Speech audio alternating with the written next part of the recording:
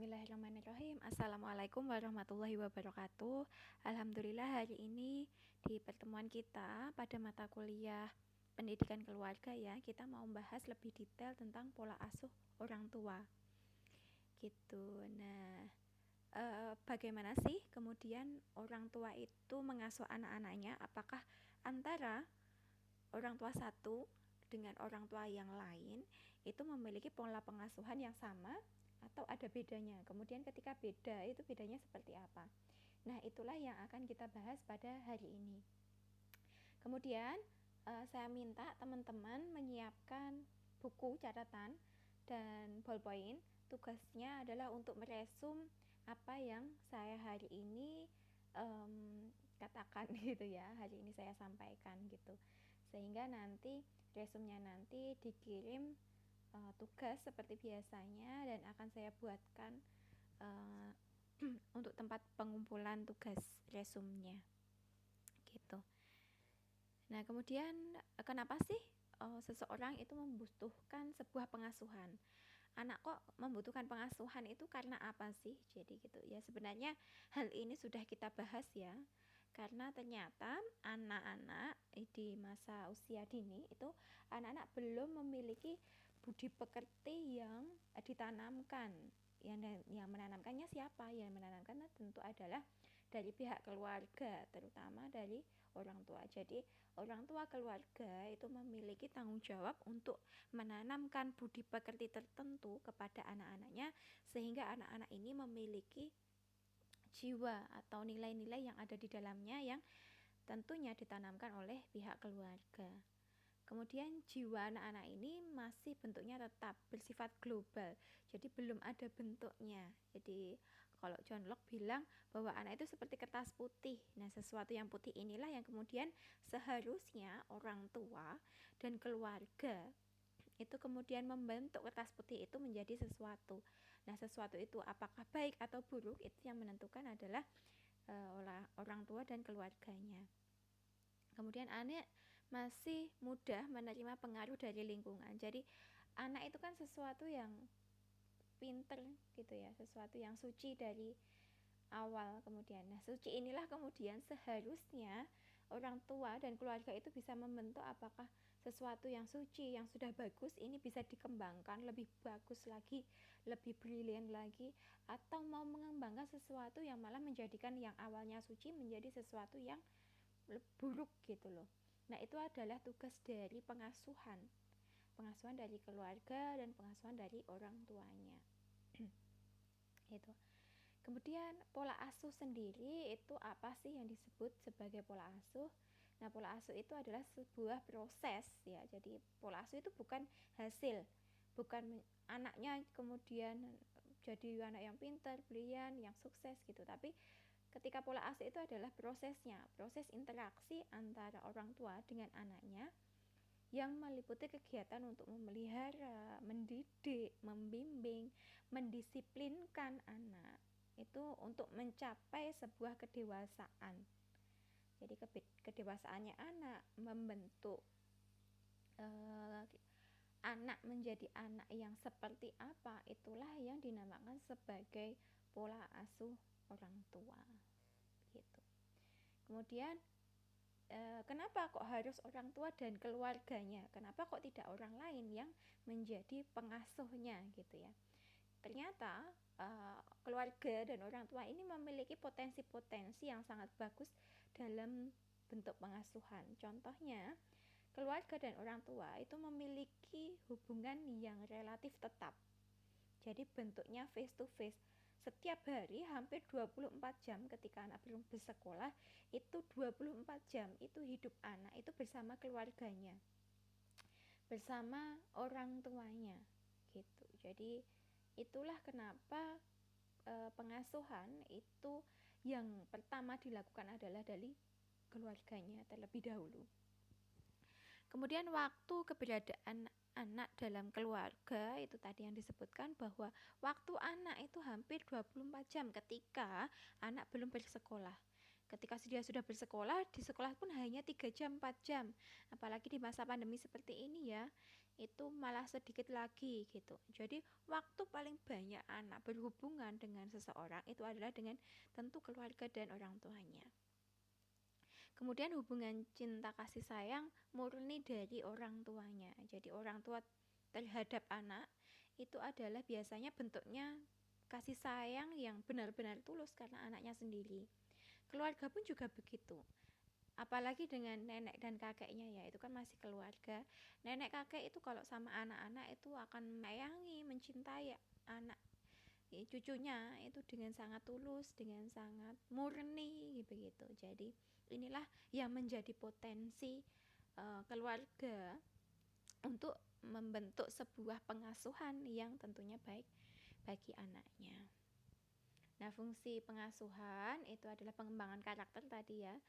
Tadi anak-anak itu mau dididik seperti apa sih? Itu yang membentuk adalah keluarganya.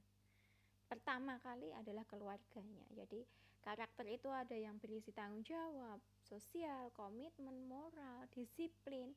Jadi bentuk-bentuk sebuah karakter dari anak itu sendiri itu adalah yang membentuk adalah dari keluarga.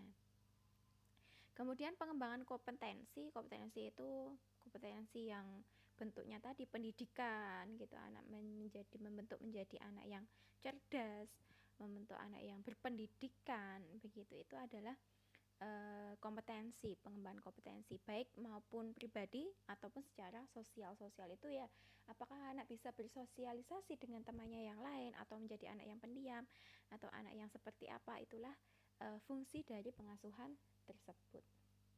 Nah, ternyata tadi yang kita bahas di awal ya, ternyata orang tua satu dengan yang lainnya itu ternyata memiliki perbedaan dalam pola pengasuhannya. Jadi bukan sama. Jadi keluarga satu dengan keluarga yang lain itu memiliki pola pengasuhan yang berbeda-beda. Nah, secara garis besar pola asuh menurut Bomrin ini sangat terkenal sekali, yaitu dibagi menjadi 4. Ada yang namanya autoritatif, ada yang namanya authoritarian, kemudian neglectful atau mengabaikan, kemudian ada permisif yang disebut sebagai memanjakan. Jadi ada 4 ini. Otoritatif, authoritarian, neglectful, kemudian ada yang namanya permisif. Nah, keempat inilah kemudian secara garis besar bahwa keluarga itu biasanya akan menggunakan pola asuh yang keempat ini. Nanti ada yang permisif, kemudian ada yang otoritatif, ada yang authoritarian. Nah, itu yang akan kita bahas pada hari ini.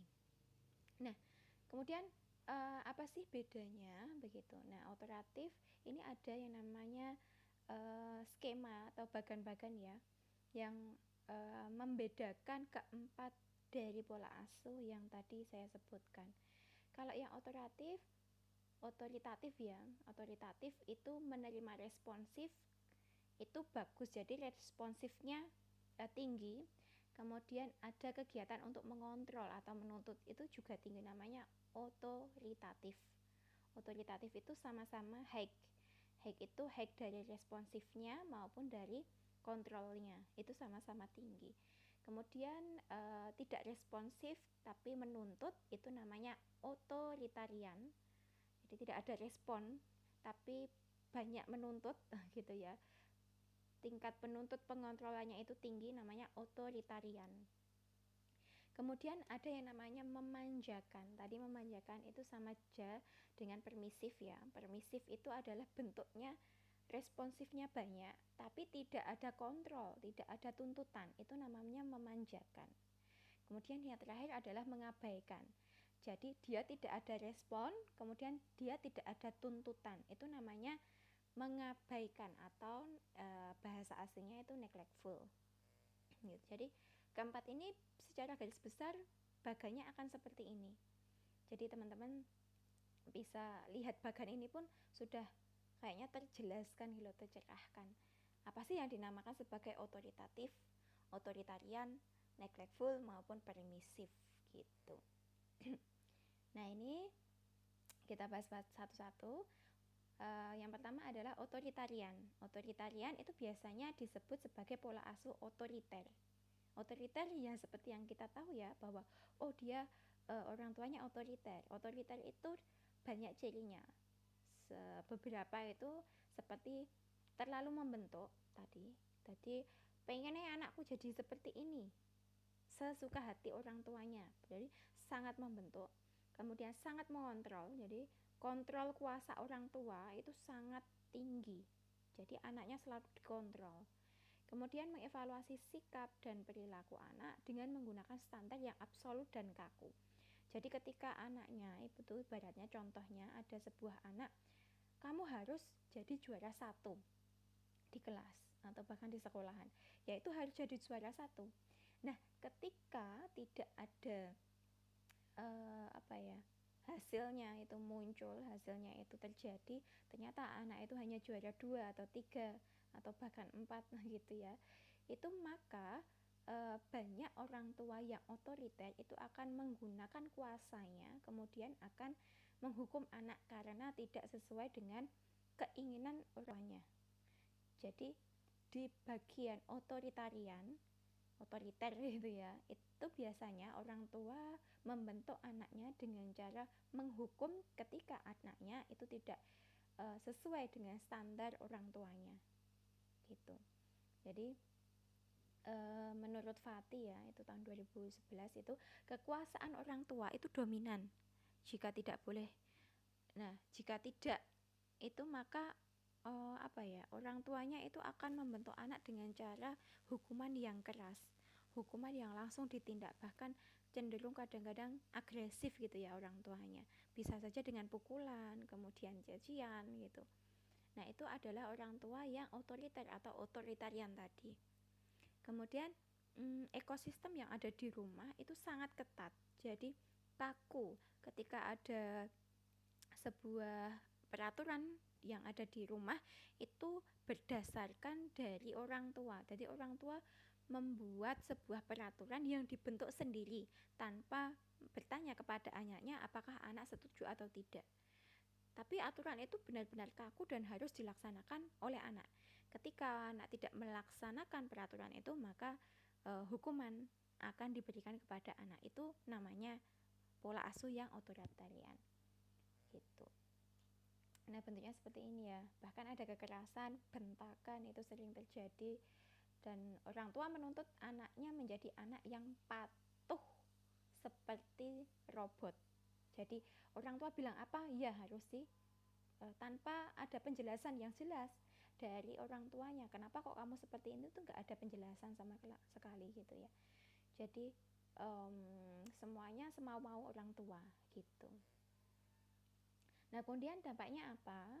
Menurut Arkoff dalam Fatih menyebutkan bahwa anak yang dididik secara otoriter atau otoritarian tadi memiliki kecenderungan untuk agresifnya itu lebih tinggi gitu. Jadi anak biasanya akan menjadi anak yang cenderung lebih kasar, cenderung lebih apa ya, ya lebih kasar gitu. Kemudian bahkan juga kadang-kadang memukul temannya gitu. Karena apa? Karena dia melihat bahkan merasakan sendiri ketika dipukul orang tuanya gitu ya. Gitu. Kemudian menurut Prayitno, pola asuh otoriter itu kelak cenderung memicu anak menjadi anak yang nakal pada saat dia mulai memasuki bangku sekolahan. Karena ketika di bangku sekolahan kan dia tidak mendapatkan hukuman yang sekeras ketika di rumah gitu loh.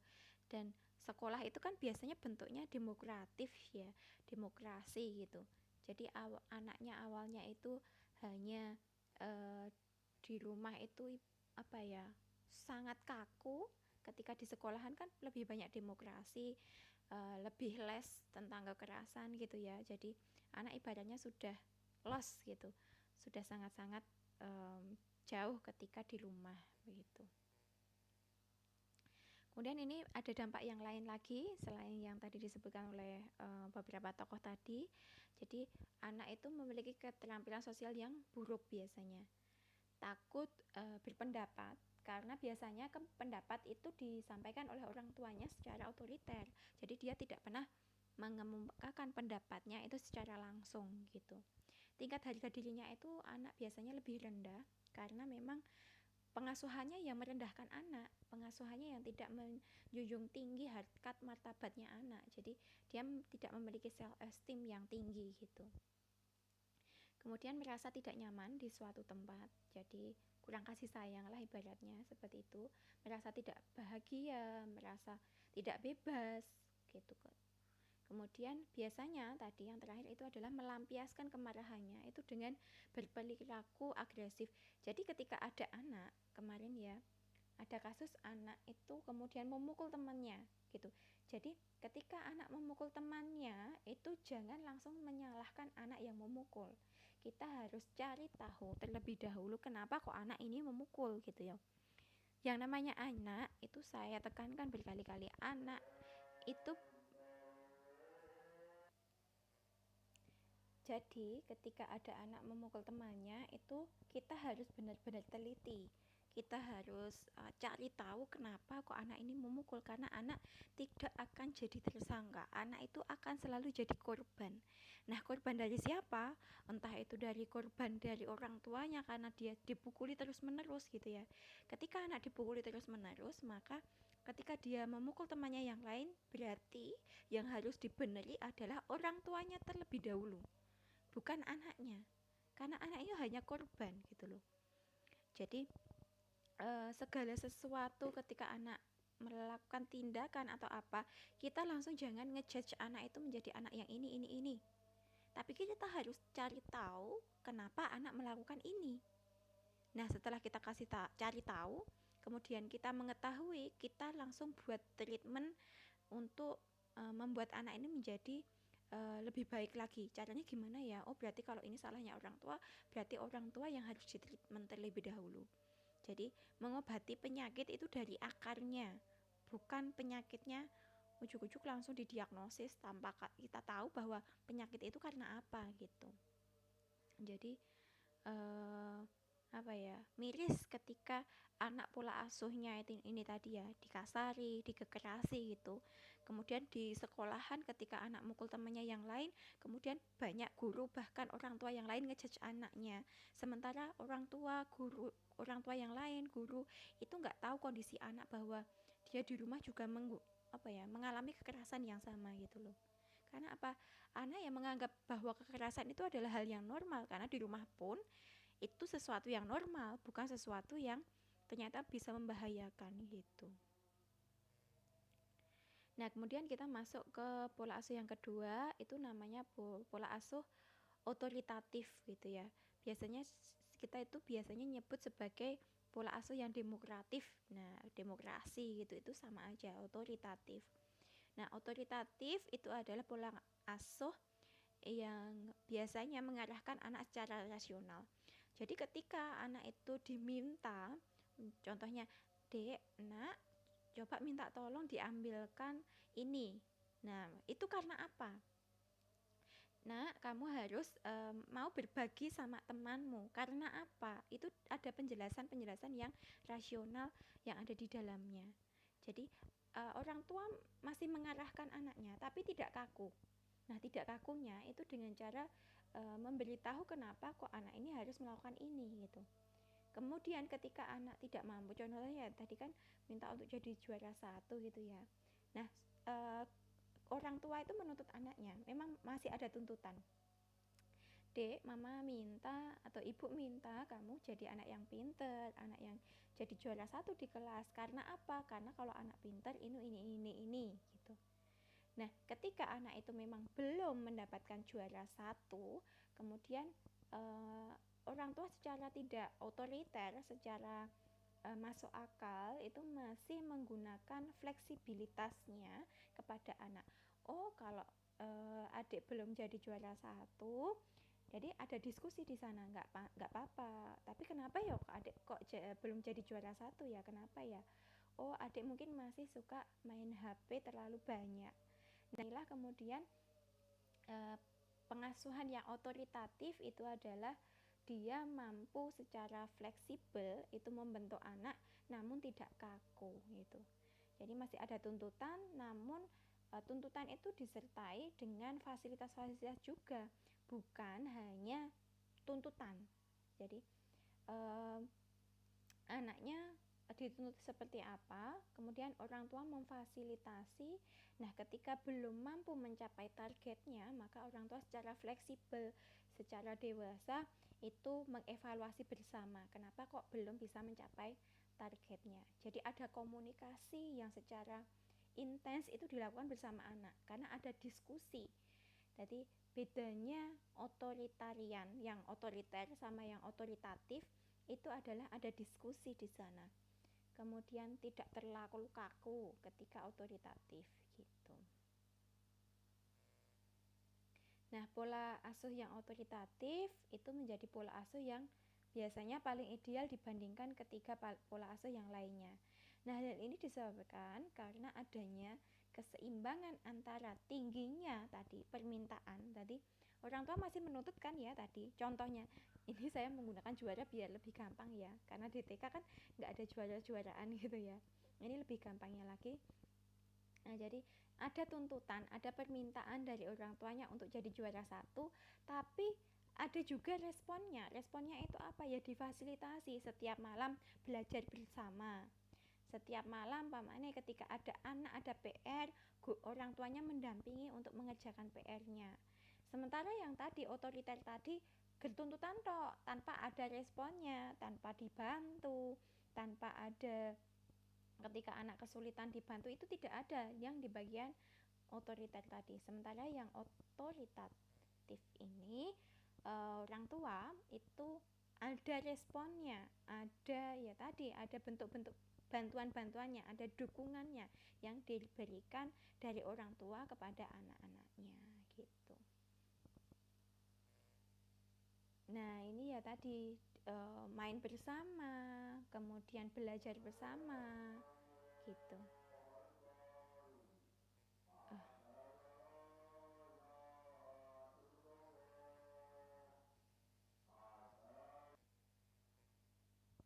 Nah, kemudian apa sih dampaknya ketika orang tua ini memiliki pola asuh yang otoritatif di dalam rumahnya? Jadi banyak sekali manfaat bagi orang tua yang menggunakan pola asuh yang otoritatif ini atau pola asuh yang demokratif ini. Jadi anak ini biasanya menjadi sosok yang memiliki tanggung jawab yang tinggi gitu.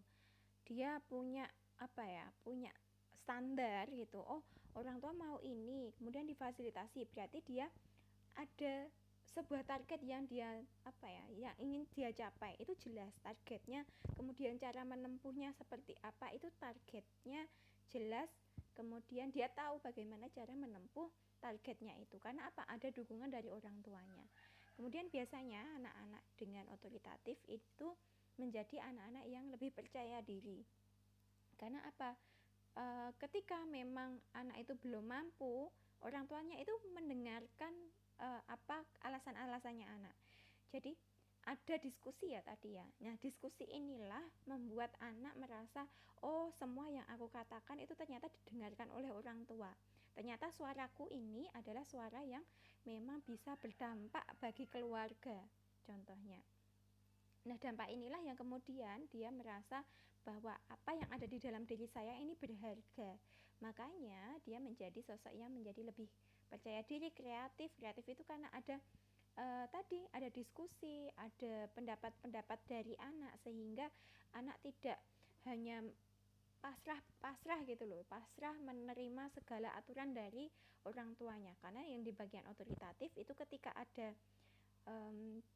aturan di dalam rumah gitu ya, di dalam keluarga itu anak pun boleh membuat apa ya, berdiskusi mengenai aturan ini. Contohnya ketika dia main HP gitu, ketika dia main HP orang tua berdiskusi terlebih dahulu dengan anaknya. Adik mau main HP dalam satu hari ya berapa jam ya? Kalau ibu sih menyarankan satu hari 1 jam karena ternyata ketika lebih dari 1 jam ini ternyata membuat mata lelah. Nah, itu dijelaskan kan sama orang tuanya. Nah, namun anak juga boleh ternyata mengeluarkan pendapatnya. Kalau menurut adik kira-kira berapa jam ya gitu. Nah, itu ada diskusi di sana. Jadi semua aturan yang ada di dalam rumah itu hasil diskusi antara orang tua dan anaknya. Jadi inilah yang membuat anak menjadi kreatif, inovatif gitu ya, karena terbiasa untuk mengeluarkan pendapat. kemudian dia akan secara tidak langsung mau mematuhi aturan. Karena apa?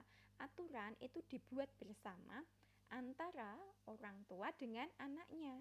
Jadi ada deal-dealan antara orang tua dan anak, dan itu tidak akan membuat anak terlalu keberatan, karena yang membuat aturan pun juga anak gitu loh. Jadi ya tadi, Bu, kalau tambah 5 menit gimana? Boleh nggak ya tambah 5 menit gitu contoh anaknya. Oh oke, boleh tambah 5 menit. Nah, itu kan deal-dealan bersama antara orang tua dan anaknya, sehingga mau tidak mau anak itu mematuhi aturan yang sebenarnya dia buat secara mandiri gitu. Kemudian pola asuh yang ketiga itu adalah permisif. Nah, permisif itu biasanya sangat membebaskan anak. Biasanya ini namanya pola asuh yang memanjakan. Permisif itu sama aja dengan memanjakan. Nah, ciri-cirinya seperti apa sih pola asuh orang tua yang permisif itu? Yang pertama, anak bebas melakukan sesuatu, semuanya itu secara bebas. Jadi tidak ada batasan, tidak ada tuntutan, itu adalah permisif. Contohnya tadi, tidak ada batasan anak main HP, itu kan bebas ya. Anak bebas melakukan semua hal yang disukai. Tadi main HP sampai 2 jam, 3 jam, main HP sampai seharian, itu tidak ada batasannya pada orang tua dengan pola asuh permisif ini. Makanya ciri yang kedua itulah jarang mengatur jadwal, membiarkan anak itu menentukan sendiri waktu tidurnya, terserah kamu, makan ya terserah kamu, lihat TV, lihat HP, itu terserah kamu gitu. Kemudian jarang menuntut anak melakukan pekerjaan di rumah. Jadi biasanya orang tua yang tadi, yang demokratif itu masih membuatkan aturan-aturan anak.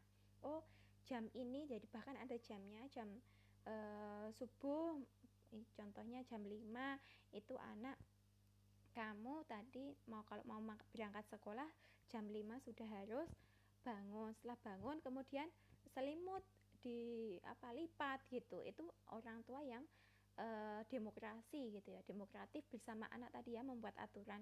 Tapi ketika dipermisif itu tidak ada dialog-dialog untuk membuat aturan, itu tidak ada. Jadi ketika dia bangun sesuka hatinya dia, selimutnya tidak dilipat gitu ya, orang tuanya tidak ada tuntutan untuk melipat gitu ya, nanti dilipatkan sama orang tuanya contohnya. Nah, kemudian menerima dan mendukung semua perilaku anak, bahkan perilaku-perilaku yang agresif bahkan. Jadi ketika anaknya itu merebut mainannya temennya, itu nggak dikasih tahu, anaknya kadang-kadang mukul temennya, malah anak yang dipukul itulah yang dimarahi. Anak tidak diberitahu bahwa mukul itu nggak boleh gitu ya, merebut mainan itu nggak boleh. Itu biasanya anak itu dibiarkan menang sendiri gitu loh. Karena apa? Karena orang tua berkeyakinan bahwa membatasi anak itu bisa melanggar haknya otonomi anak gitu. Jadi orang tua itu pola pikirnya itu ketika anak dilarang itu bisa membuat anak itu tidak suka gitu. Jadi orang tuanya ya memanjakan gitu. Jadi anak berbuat apapun itu anak adalah anak yang terbaik gitu loh. Padahal anaknya salah itu tidak mau menyalahkan gitu. Nah, itu namanya permisif. Kan ada ya orang tua yang anaknya sebenarnya salah tapi masih dianggap benar, bahkan dibela. Nah, itu namanya permisif, memanjakan. Jadi orang tua cenderung menghindari hukuman pada anak. Dan bahkan ketika anak salah pun itu tidak ada teguran, tidak ada diberitahu, itu enggak ada, karena menganggap anak bahwa anak itu selalu benar gitu. Nah, contohnya seperti ini ya.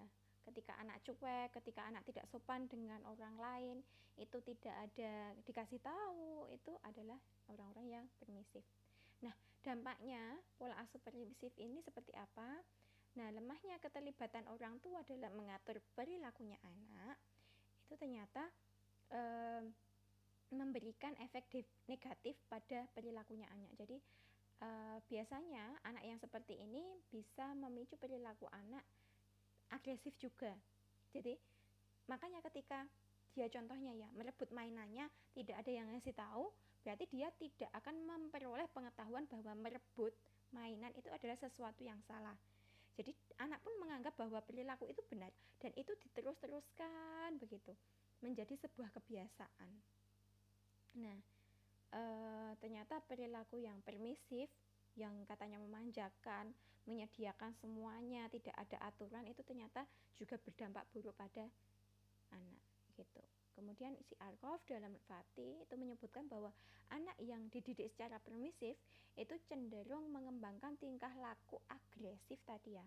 Agresif itu ya tadi berebut, kadang memukul, kata-kata kotor itu secara terbuka dan terang-terangan. Bahkan di depan orang tuanya itu kadang-kadang mukul temennya itu nggak masalah karena dia tidak akan disalahkan perilaku tersebut gitu. Nah, selain itu, dampak-dampak negatifnya itu banyak sekali, ada 12 ini. Bertindak sesuka hati, tidak memikirkan orang lain, dia hanya memikirkan dirinya sendiri gitu. Kemudian tingkat kesadarannya anak-anak itu menjadi rendah, tidak ada empati. Nah, itu banyak banyak sekali ya ini ya. Nah, ini jadi orang tua seharusnya hati-hati bagaimana orang tua itu mengasuh anaknya sehingga ternyata pola asuh itu sangat mempengaruhi sekali ini, bahkan ada 12 perilaku yang semuanya hampir negatif ini, hampir negatif semua. Nah, itu seharusnya diperhatikan. Jangan ada kata-kata tak manja, kok malah ada perilaku yang negatif. Ini dari hasil penelitian dan memang ada nyata gitu. Kemudian nerveful itu adalah sesuatu pola asuh yang antara respon dan respon dari orang tua maupun keterlibatan orang tuanya itu sangat rendah. Nah, ini biasanya orang tua yang hampir tidak peduli atau mengabaikan anaknya. Antara punya anak dan tidak punya anak itu sama aja. Jadi dia mau makan karepmu, nggak makan karepmu. Dia mau tidur karepmu, sekolah karepmu, nggak mau sekolah ya karepmu, itu biasanya mengabaikan. Ibaratnya ya dianggap tidak ada gitu loh anaknya. Nah, itu adalah perilaku yang mengabaikan. Apakah ada orang tua yang seperti itu, Bu? Masa ada sih, Bu, gitu ya. Ternyata ya banyak orang tua yang mengabaikan anak-anaknya. Gitu. Jadi miris juga kenapa kok orang tua itu bisa sampai mengabaikan anak-anaknya, padahal anak-anak ini adalah anak-anak yang sudah diberikan Allah gitu ya, dititipkan gitu ya. Kita aja dititipi uang sama orang aja itu wah disimpan, disayang-sayang. Kenapa kok orang tua dititipkan sebuah anugerah yang sangat besar, kenapa kok malah diabaikan? Nah, kemudian dampaknya apa sih?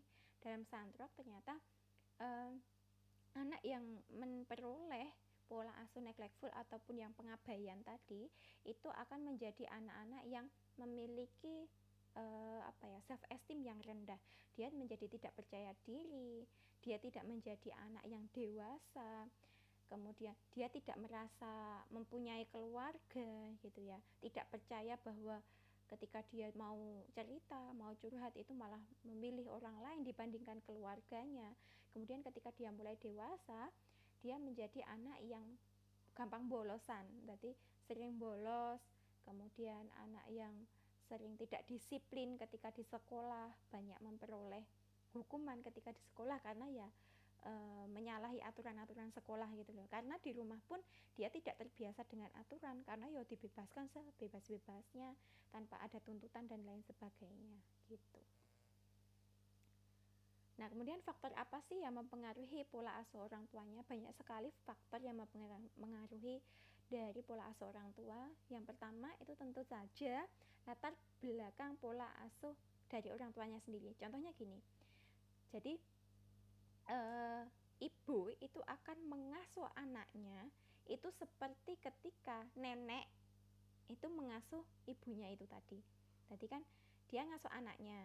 Nah, si ibu dari ibu tadi gimana ya, neneknya ibaratnya, neneknya tadi itu mengasuh orang tuanya seperti apa contohnya. Jadi itu namanya beruntun. Jadi pengasuhan yang beruntun. Jadi itu akan juga mempengaruhi pola asuh dari orang tuanya sendiri karena dia belajar dari ketika dia diasuh sama orang tuanya yang dulu. Itu. Kemudian tingkat pendidikan orang tuanya itu juga sangat mempengaruhi. Jadi orang tua yang memiliki tingkat pendidikan